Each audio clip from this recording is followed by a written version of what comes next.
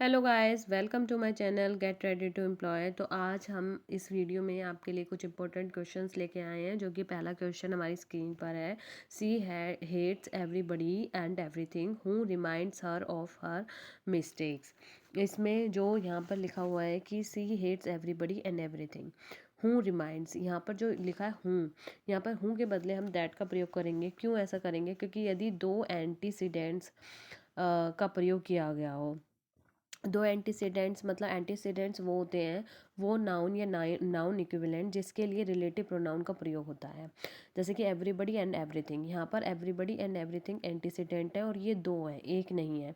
और दो के इसलिए दो के लिए हम दैट का यूज़ करते हैं, ना कि हम हूँ का। अगर यहाँ पे ही सी एवरीबडी होता सिर्फ, she hates everybody who reminds her of her mistakes, तो हम यहाँ हूँ यूज़ करते। लेकिन यहाँ पर एवरीबडी एंड एवरीथिंग है, तो यहाँ पे दो हैं ये एंटीसीडेंट्स, तो इसलिए यहाँ पे that.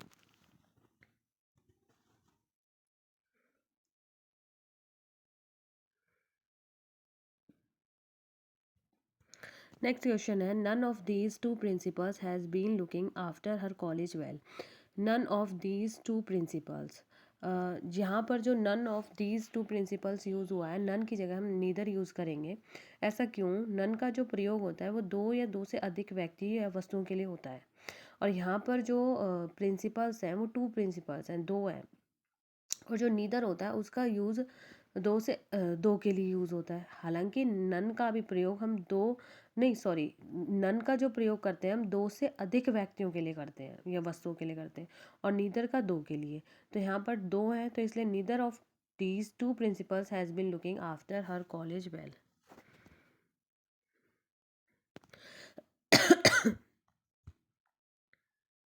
Each of the four great tragedies of Shakespeare is worth reading. इसमें यूज़ हुआ each of the four great tragedies. Each क्या सही है?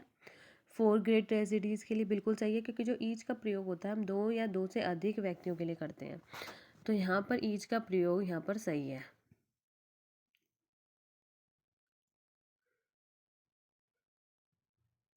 He prostrated before his master who had returned from London after a year. Prostrate, prostrated. He prostrated before his master who had returned from London after a year. यहाँ पर जो प्रोस्ट्रेटेड use हुआ है उसके बाद रिफ्लेक्शन प्रोनाउन हिमसेल्फ का प्रयोग होना चाहिए। He prostrated himself before his master who had return from London after year. अब हम कुछ ऐसे याद रखेंगे वर्ब जिनके पीछे हम रिफ्लेक्सिव प्रोनाउन का इस्तेमाल करते हैं, जैसे कि absent, present, enjoy, introduce, confine, devote, sacrifice आदि ऐसे ट्रांजिटिव वर्ब्स हैं। इनके बाद या तो कोई ऑब्जेक्ट आता है या फिर कोई हम रिफ्लेक्सिव प्रोनाउन यूज़ करते हैं, जैसे कि ही इंजॉयड द पार्टी, या तो हम लिखेंगे ही इंजॉयड द पार्टी, इंजॉय के बाद ऑब्जेक्ट यूज़ होगा, या फिर एट द पार्टी, इंजॉय के बाद हमने रिफ्लेक्सिव प्रोनाउन यूज़ कर लिया। तो ये कुछ ऐसे ट्रांजिटिव वर्ब हैं जो हमें लर्न करने चाहिए, ताकि हम जब भी क्वेश्चन में दिखे तो हमें ये याद रहे कि इसके बाद या तो ऑब्जेक्ट होना चाहिए या फिर रिफ्लेक्सिव प्रोनाउन। अगर नहीं है तो वहाँ पर हम एरर दिखा देंगे। Absent, present, enjoy, introduce, confine, devote, sacrifice.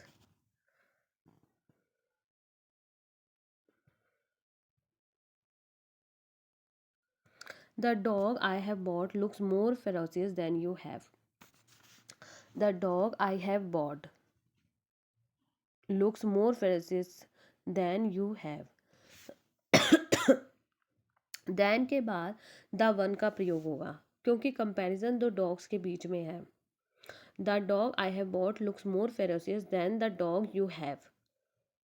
Then के बाद द डॉग यू हैव, मतलब वो डॉग जो तुम्हारे पास है, तो इसलिए हम than the one you have use करेंगे।